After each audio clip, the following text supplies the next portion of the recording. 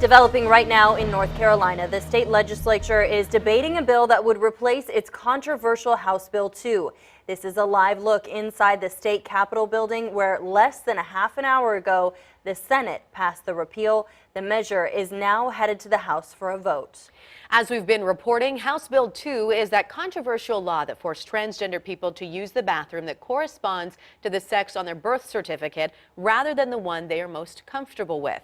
10 on your side, Stephanie Harris joins us now in the WAVY Newsroom with more on what's inside this new bill. Stephanie? Well, lawmakers are calling this repeal a compromise. No one is getting exactly what they want. Gay rights advocates objected to it immediately. They say Governor Roy Cooper turned his back on the LGBT community. Cooper himself said it's not a perfect deal, but he says it begins to repair the state's reputation. So here's how it breaks down. The old HB2 required people to use the bathroom based on their gender on their birth certificate. While that law would be out, the new law states that only the General Assembly can establish access rules for public bathrooms, that cities and towns cannot make their own non-discrimination rules. In other words, they can't go in and say that transgender people must be allowed to use the restroom of their choice. This is all good until December 1st of 2020. The idea here is that that will give time for the Supreme Court to rule on such issues. Meanwhile, it's unclear if this would be enough to appease the NCAA and other businesses who have pulled or threatened to pull events and businesses from the state.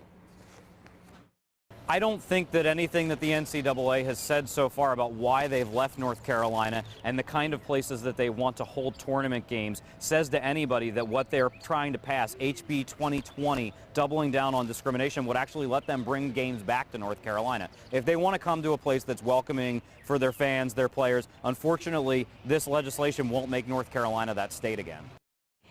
Several states have made rules to protect transgender individuals from discrimination in restaurants, businesses, and schools.